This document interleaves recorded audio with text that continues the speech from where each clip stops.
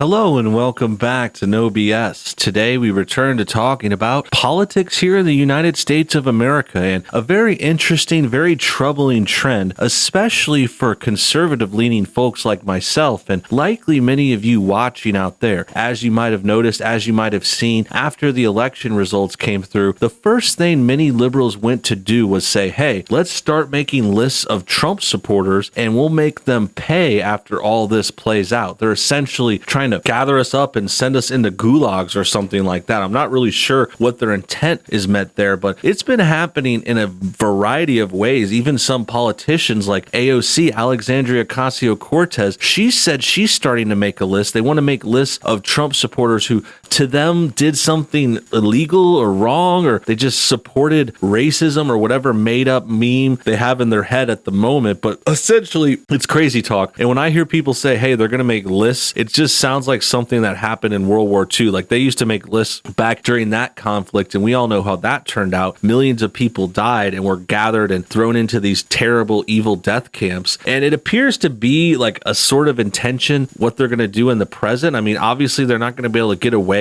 with that much, but they'll try. They'll put us on these watch lists. They'll blacklist us. They're going to put us on lists. They're going to get your accounts deleted, going to get your monetization removed, basically get you fired from your job, get you removed from your bank account, no accounts online, no Facebook. They'll just do whatever they can to deperson you. And today we have another example of that, a very interesting one I want to talk about more. A couple of actors have decided they wanted to list out Trump enablers, as they call them. And you're not going to believe who these actors are. They're pretty rich, white, liberal actors who basically don't really need to be complaining. They're super rich and successful. I don't know why they think Trump ruined the world so much since they became millionaires under his reign, but that's besides the point. Today we're going to talk about how a certain Marvel actor named Chris Evans, the guy who plays Captain America, him and another actor are both saying they want lists of Trump enablers, which is very questionable, very sketchy. So we're going to talk more about it soon, get to the details and all that. But first, let's take a quick moment to check out our sponsor. Right now, you can get a special offer up to 93% off by using our exclusive link below this video. And Easy Canvas Prints is really going to hook you up. They make really great canvas photo style prints. Really easy too. All you got to do is go to their website, click the link below, you upload a picture, and they're going to take that picture and put it onto this beautiful canvas that's going to make a framed canvas on a square that you can hang up in your home. And this is a great gift idea. This is something awesome to have for this time of year. You could get some canvases for yourself, for your family members, put a picture of your new kid or your family and give it to your mom. So check out the link below, take your photo and upload it to this website, buy their prints, which will also support this show here, and it's going to be a great time for all of us. Great, now that that's out of the way, let's turn to the tweet in question. It says, Chris Evans, Zach Braff want a list of Trump enablers. Now, what do you think they want to do with that list? That's the question. So if they have a list and they want the list of what they call Trump enablers, essentially people who supported Trump, what do you think they want to do? I mean, I don't want to go too far. Let's just stay real sane,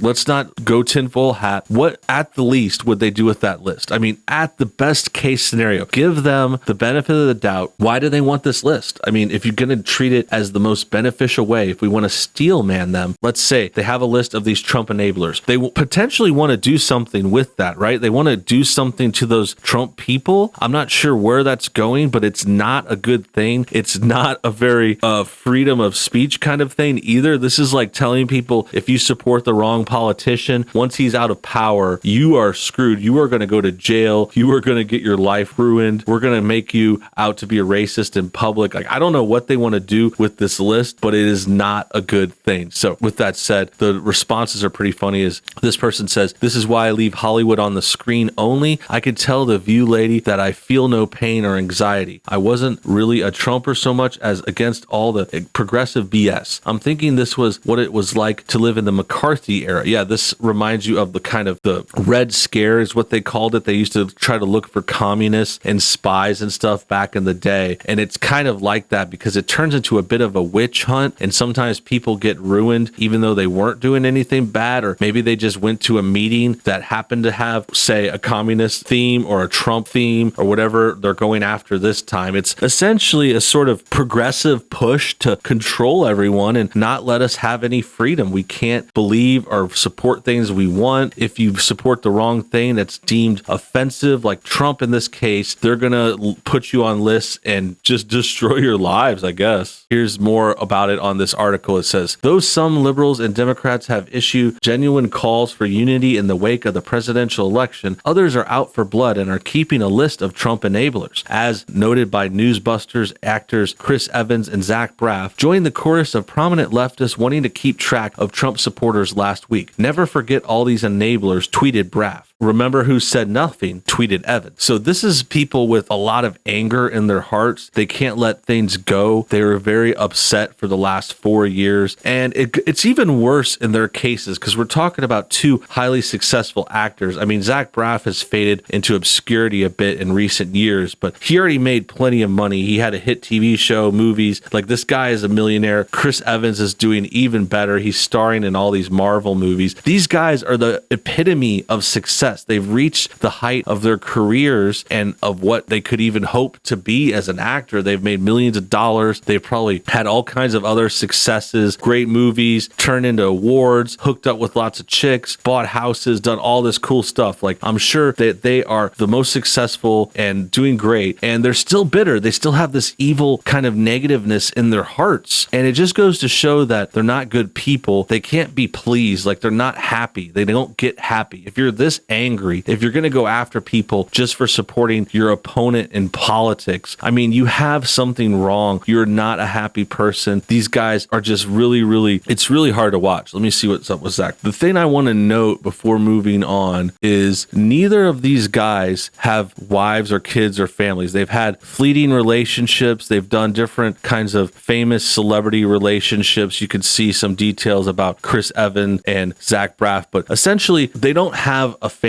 They don't have things going for them. They're just single guys going through the world. You know, nothing wrong with being single either. I'm not saying you can't live in different lifestyles, but the point is they're not happy. They would, if they were happy people, they wouldn't be going off and trying to put lists on Trump people. They're angry and it's just super messed up. I feel like they need a family or a wife or a kid or something to really ground them more, because apparently the money isn't making them happy. All this fame, all this people just glowing after them, going after them, supporting them, feigning over them, getting all this attention on set. It doesn't make you happy. So this is kind of one of those things that proves money doesn't always make you happy. In fact, in some cases with these kinds of people, it makes them more angry. Like, they're just kind of bitter and they're all about, if I can make some money, that's cool. But besides that, you know, I'm just going to go and attack Trump people and just be this terrible person. In the wake of the election, some Trump opponents have taken the opportunity to threaten his supporters with harsh, draconian punishment, no different than a McCarthyite blacklist. The sentiment apparently started when Rep. AOC called for an archive of Trump sycophants. Is anyone archiving these Trump sycophants for when they try to downplay or deny their complicity in the future? I foresee a decent probability of many deleted tweets, writings, photos in the future, she tweeted. Other prominent leftists agree that Trump supporters should be shamed and pushed aside. If you're a Trumper, I hope the pain and anxiety you feel now is excruciating. You voted against America and for a cult leader who has no redeeming or admirable qualities. He's a cretin who cares nothing about this country, and you don't either. You deserve all the pain and more, tweeted former MSNBC host Torre. So this is a news person, a former MSNBC worker. Then we went over the AOC quote, which I mentioned earlier. These people are out for blood. These people are super bitter and angry. They're doing crazy things that never happened when Trump won. Like, when Trump won in 2016, we didn't all go out and say, hey, we're going to go take down all the Hillary supporters. Like, we're going to put you on a list and ruin your life and like not make you pay for this. It's like, that's some crazy people talk. They're living in an alternate universe too. The way they describe Trump is super weird and creepy. Like, it's like they're in a movie. They act like they're in some kind of fantasy, like they're part of a comic book story or something. I mean, Trump is not that bad. He has plenty of redeeming qualities. He did lots of interesting, good work for the country. He was trying to help us. You could disagree with his policies and tactics and his moves, but you can't deny that he loves America. He loves Americans. He's trying to defend us and protect us and do all this cool stuff. But the point is, man, these Democrats are really triggered, and they won. That's another thing. They won. They supposedly won this election. This election is still being drawn out in the courts and the counting, but they've claimed they won. They said Biden's going to be the next president, but they're still angry. Like, they're just angry, negative people who will never be happy. That's the thing you got to remember, is they'll never be happy. It's the same kind of thing I was saying about those those actors. I mean, if this is the way they act when they win, what else are you supposed to think? It's totally ridiculous. It's totally inappropriate. And it is reminding us of like the McCarthy era of World War II and them rounding up undesirables. This is what they're going to do to Trump supporters. This is why it's like scary to be out there in these days. And it's coming from this article is two pretty boy actors. And then we've got AOC and some random MSNBC host. I mean, it's the craziest kinds of people. It's a scary day and age. And I understand why people are worried about politics and stuff going forward. I know I am. I know I'm reconsidering some things and some options and what we're going to do in the future and talk about and stuff. I mean, I've already been silenced. They've already demonetized the channel. They've already shadow banned us and not let our videos get out there. So moving forward, things are going to really have to change for Trump people in a big way. That about wraps things up. Hope you guys enjoyed today's video. Make sure you comment your thoughts on everything below. Subscribe if you're new and hit that bell for notifications too. See you next time.